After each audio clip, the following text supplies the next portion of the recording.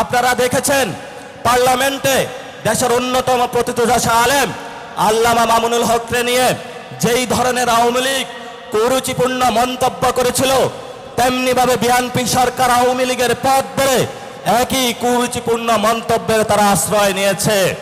এবং সাথে সাথে তারা যে বিষয়টা জঘন্য কর্মকাণ্ড তারা করলো, তারা দেখলো বাংলাদেশে যতদিন আলেম ওলামা থাকবে, বাংলাদেশে যতদিন ইসলামের পক্ষের লোক থাকবে, বাংলাদেশে যতদিন নীতি নৈতিকতার লোক থাকবে, ততদিন তাদের চাঁদাবাজি সন্ত্রাস দুর্নীতি ভারত নীতির তারা বিরোধিতা করতে যাবে।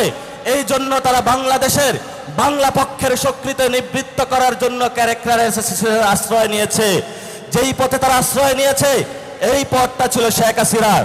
এই জন্য আমি তারেক রহমানকে অনুরোধ করব, আপনার বাপ কখনো মুজিববাদী লোক ছিল না, আপনার মা কখনো মুজিববাদী লোক ছিল না, কিন্তু আপনি নব্য করে মুজিববাদের পাহারা হয়েছেন। এই মুজিববাদের পাহারাদার হয়ে যদি বাংলাদেশের জনগণের সামনে আপনি দাঁড়ান, আমরা যারা মুজিববাদের দোষর তাদের সাথে এক সেকেন্ডের জন্য তাদের প্রতি আমরা আঘাতে পরোয়া করব না ইনশাআল্লাহ। প্রিয় সালাউদ্দিন ভাই, আপনি আজকে বললেন আওয়ামী লীগ নাকি একটা মাফিয়া গোষ্ঠী। আপনার ঘরে যে এসালামের মতন একটা মাফিয়া গোষ্ঠী লুকিয়ে রেখে আওয়ামী লীগকে মাফিয়া গোষ্ঠী বলেন, আপনার ঘরে এসালামকে লুকিয়ে রেখে আপনি বেনজিরকে ধরতে যান, এই ধরনের ভণ্ডামি জাতির সামনে প্রকাশিত হয়ে পড়েছে।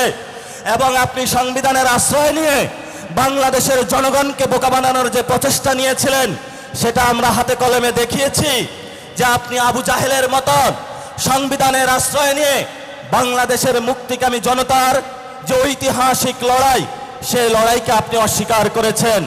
মাননীয় অর্থমন্ত্রী, আপনি বাংলাদেশের সামনে জনগণের সামনে যে বাজেট দিয়েছিলেন, সেই বাজেটের মধ্যে আমার খেটে খাওয়া শ্রমিকের কোনো অধিকার আমি বুঝে পাইনি। আমার তরুণ শ্রমিক যারা রয়েছে তাদের কোনো কর্মসংস্থানের আমরা কোনো সুযোগ পাইনি। আপনারা যে বাজেট দিয়েছেন সেই বাজেটের মধ্যে আমাদের নারীদের জন্য কোনো আমরা অধিকার পাইনি। আমরা বাজেট সম্পর্কে স্পষ্ট করেছি, এটা দুর্নীতি এবং লুটপাটের একটা বৈধতা উৎপাদনকারী বাজেট, যেই বাজেটকে আমরা ঘৃণাভরে প্রত্যাখ্যান করেছি। এবং এই বাজেট নতুন করে টাকা কামানোর ধান্দা যেই গ্যাং ছিল সেই হাওয়া ভবনে, সেই গ্যাং তারা লন্ডনে আশ্রয় গিয়েছে, সেই গ্যাং এখন বাংলাদেশের মানুষের মধ্যে ইন্ডিয়ার সহযোগিতায় এবং আমাদের কতিপয় বিভ্রান্ত সেনাবাহিনীর যুবকদের সহযোগিতায় বাংলাদেশের মানুষের উপরে তারা চাপিয়ে দিয়েছে। আমরা তীব্র নিন্দা এবং ধিক্কার জানাচ্ছি। আপনারা যদি এই পথে টিপ টিপ করে পা বাড়াতে থাকেন, তাহলে আমরাও আপনাদের কিভাবে চাবিকাঠি নাড়া দিতে হয় এটা আমরা ভালো করে আপনাদের চোখের সামনে আঙ্গুল দেখিয়ে দিয়েছি। এই যে তারেক